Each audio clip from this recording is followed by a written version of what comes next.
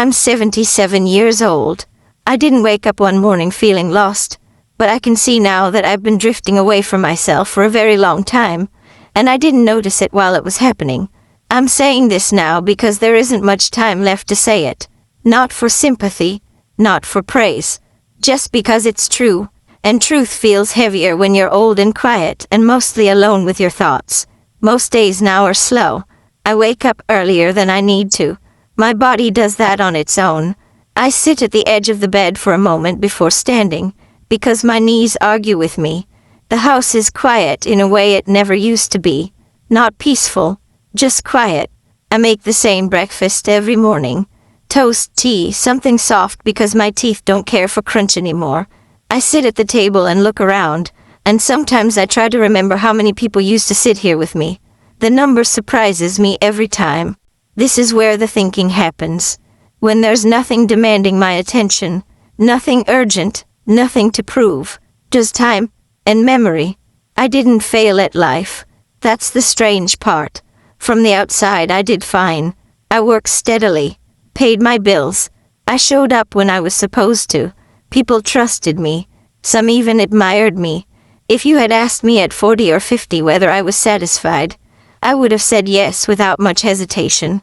But satisfaction isn't the same thing as being present. I didn't know that then. When I look back now, I don't see one big mistake. I see thousands of small, reasonable choices. Sensible choices. Choices that made sense at the time. I was in my 20s when I started building what I thought would be my life. I had energy then. I could go all day and still feel like there was more to give. I believe being tired meant I was doing something right. Work came first, not because I loved it, but because it was solid. It was dependable. It made people nod approvingly when I told them what I did. That mattered more to me than I realized. I told myself I'd slow down later. Everyone did. Later felt like a promise that didn't need a date. I remember the routines more than the big moments. Waking up early, rushing through breakfast, telling myself I'd make up for it on the weekend, coming home tired and quiet, not because I had nothing to say, but because I didn't have the energy to say it. Conversations became practical. What needed to be done, what needed fixing, what was coming up next. We talked less about how things felt because feelings took time and time always felt scarce. I didn't think I was choosing work over people. I thought I was choosing stability, responsibility. I thought that was love in its own way. There were moments I brushed past without stopping. Birthdays where I showed up late. Dinners where my mind was elsewhere. Phone calls I meant to return but didn't until it felt awkward to do so. Nothing dramatic. Nothing you could point to and say, that's where it went wrong. That's the dangerous part. It all felt harmless. I assumed the people I loved would always be there, waiting in the background while I handled what needed handling. I didn't think of it as taking them for granted. I thought of it as trusting that we had time. Time felt endless then. Not infinite but generous. Stretchable. Like something you could borrow from tomorrow if today got too full. In my 30s and 40s, life filled up quickly. More responsibilities. More expectations. More reasons to stay busy. I wore that busyness like a badge. If I was exhausted, it meant I mattered somewhere. I didn't ask myself who I was when I wasn't useful. I didn't want to know the answer. There were parts of me I kept postponing. Interests I told myself I'd return to. Conversations I meant to have when things settled down. I truly believed there would be a quieter chapter where I could finally listen to myself.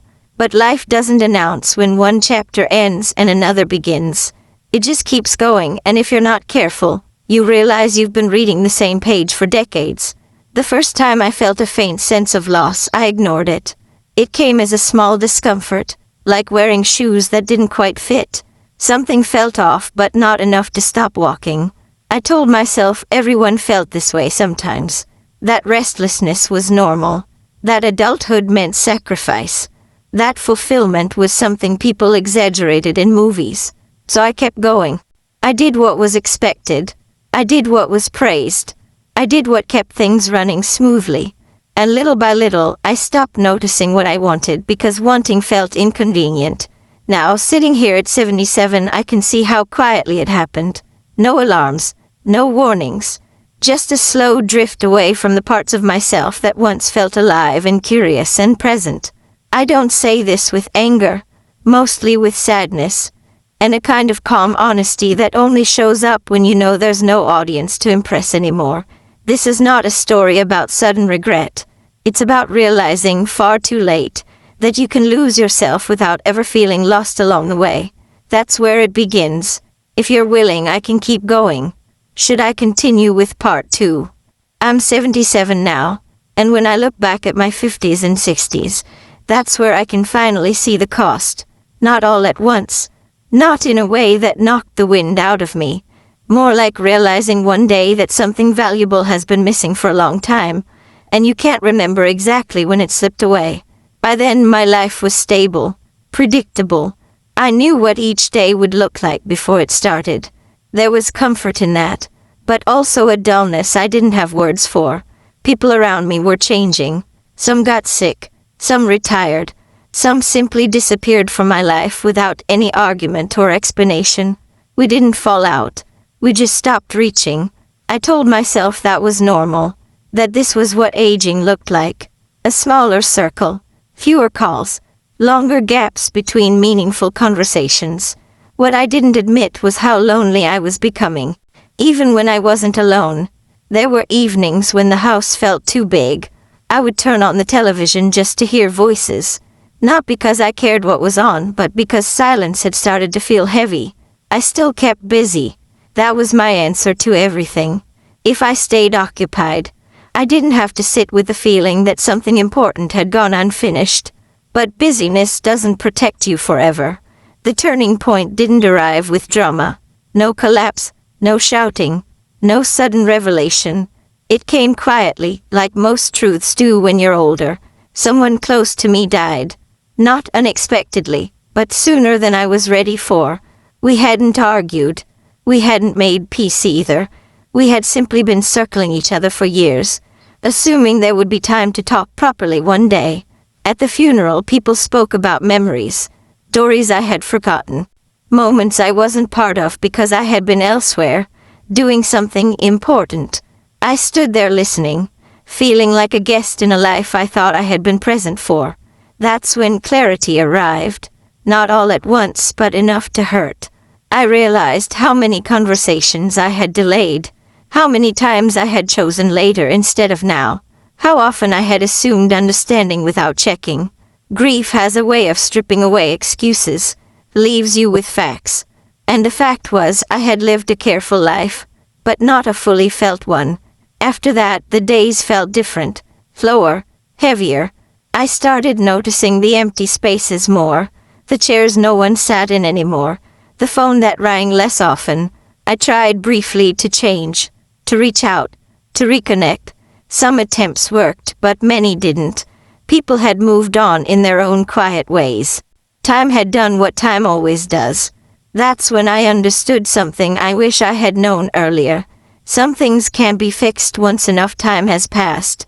Not because people are cruel, but because lives continue. I didn't feel anger toward anyone. Mostly I felt responsibility. Not guilt exactly. More like ownership of what I had allowed to fade. I saw myself more clearly then. Person who had meant well, who had tried to be dependable, who had mistaken endurance for depth. That realization didn't come with panic. It came with a long, steady sadness. I stopped pretending there would be another chapter where everything made sense. I accepted that this was the chapter one was in, whether I liked it or not. Some mornings I would sit with my tea and think about who I had been when I was younger. Not the accomplishments. Person. The one who had opinions, curiosities, feelings that didn't need justification. I wondered when I had last listened to that part of myself. Old age doesn't just take things from you physically. It removes distractions. It leaves you with yourself, whether you're ready or not. That's when the drifting became undeniable. I wasn't lost in a dramatic way. I was simply far from where I started. And I hadn't been paying attention during the journey. There's a particular kind of grief that comes from realizing you were present for your own life, but not fully awake to it. Doesn't shout. Sits with you. I don't tell this part of the story to sound tragic. I'm not tragic. I'm just honest now. What hurts most isn't the mistakes. It's the assumptions. Assuming time would stretch. Assuming relationships would hold without care. Assuming I could return to myself whenever I chose. Couldn't. By the time I saw it clearly, much of my life was already behind me. Unchangeable. Not wrong. Just incomplete. That knowledge doesn't crush you at my age. Settles into you. Becomes part of how you carry yourself through the remaining days. I move slower now. Think more. I speak less but more truthfully. And I finally understand what it means to run out of time. Not in a dramatic sense, but in a very ordinary, very final one. I'm 77 now, and I know there won't be a part 5 to my life where everything balances out neatly. What's done is done. What's gone is gone. That understanding doesn't come with bitterness anymore. Comes with a kind of quiet acceptance that only shows up when you stop arguing with time. There are things that can't be fixed. Relationships that won't return to what they were, no matter how sincere the apology or how deep the regret. People who exist now only as memories, not because of conflict, but because life moved on without us noticing. I don't imagine different versions of my life anymore. That used to be painful. Now it just feels unnecessary. Imagining doesn't change anything, and at my age, energy matters. What I do instead is tell the truth when I can. The truth is, I wasn't a bad person. I didn't mean to disappear from my own life. I just kept postponing myself, believing there would be a better moment later. Calmer season. A time when everything would slow down enough for me to finally pay attention. That time never arrived. If I could speak to the people I loved in the past, I wouldn't explain myself. I wouldn't justify. I would simply say I didn't know how fragile time was. I thought it was sturdier than it is. Age teaches you that time doesn't break loudly, thins, and once it's thin enough, there's nothing left to hold. Now my days are simpler. I notice small things. Light coming through the window in the late afternoon, the sound of my own breathing when the house is still. These moments don't make up for what's lost, but they're honest. I don't feel the need to be remembered by many people anymore. That surprised me when it happened. Wanting to be remembered fades when you realize how little control you ever had over that. What matters now is being present in the moments I still have, even if they're few and quiet, even if no one else notices. If you're listening to this and you're younger than I am, I won't tell you what to do. I don't believe in instructions anymore. Life is too personal for that. I'll only tell you what I wish I had understood sooner. Being busy is not the same as being alive. Being responsible is not the same as being connected. And being needed is not the same as being known. I thought I was building a life. I didn't realize I was also narrowing it. You don't feel the loss while it's happening. You feel it later, when there's no time left to recover what slipped away. If this story means anything, let it mean that drifting doesn't feel like drifting, feels like normal life. And that's why it's so easy to miss. I don't expect this to change anyone. That's not why I'm saying it. I'm saying it because this is what my life looks like from the end of it. Have some time left, not much, enough to sit quietly, enough to speak honestly. Enough to be here fully in a way I wasn't before. That will have to be enough. If this meant something to you, you don't have to say anything. But if you want to, I'll listen. That's all I have to tell you. I'm still 77 as I say this, but to explain how I drifted from myself, I have to go back to when I thought I was becoming someone. In my late 20s and early 30s, life felt like it was finally taking shape. Not exciting shape, practical shape. The kind people approve of. Steady job, routine, a sense that I was moving forward, even if I couldn't have explained toward what. I wasn't unhappy then. That's important to say. I laughed. I made plans. Felt useful. I just didn't notice how narrow my life was becoming, because it happened in such ordinary ways. Mornings were rushed. Evenings were tired. Weekends were for catching up on everything I didn't have time for during the week. Rest felt like something you earned, not something you needed. I remember telling myself, this is just how this phase is, as if phases automatically ended on their own. There were people around me, family, friends, coworkers, but our conversations slowly changed. We talked about schedules, obligations, things we get to later. We talked less about fears, less about dreams, less about the small things that made us feel like ourselves. I didn't notice the silence growing because it was filled with noise. Phones ringing, televisions on, work following me home in my head.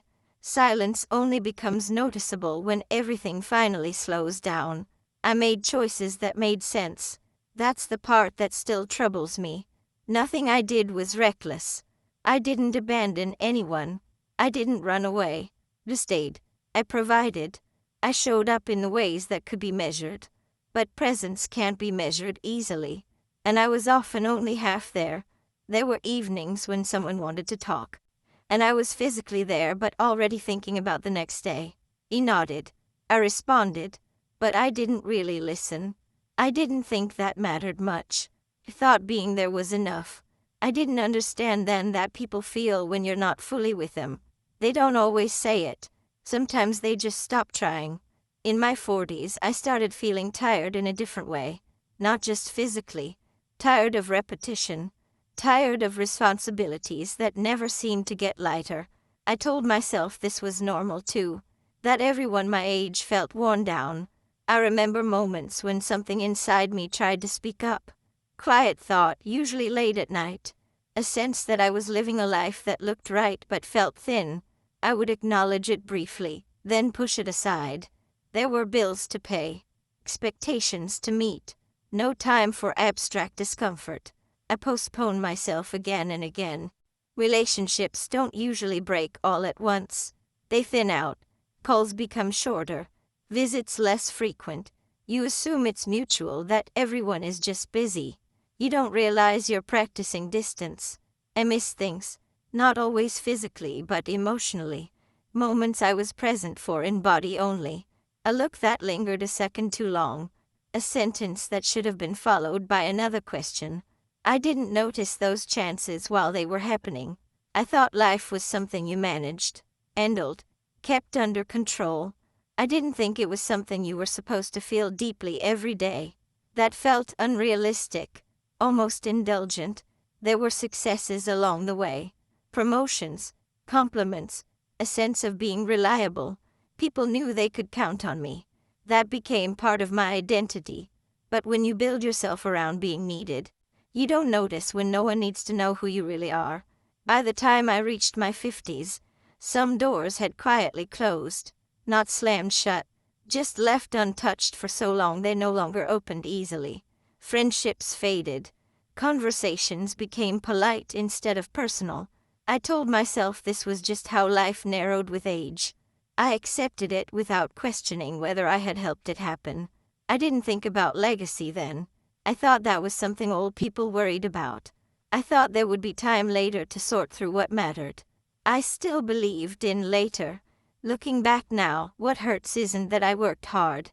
It's that I believed hard work excused absence. That responsibility could replace intimacy. That love didn't need attention, only consistency. No one warned me that you can do everything right and still feel like you miss something essential. The drift wasn't dramatic. It was quiet, polite, respectable. And because of that, I never thought to stop it. I'm telling you this not because I think my story is special, but because it's ordinary, painfully ordinary, and because ordinary lives don't come with warning signs. This part of my life passed without ceremony. No moment where I said goodbye to who I was becoming. I just kept moving, assuming I was still on my way somewhere. I didn't know I was already far from myself.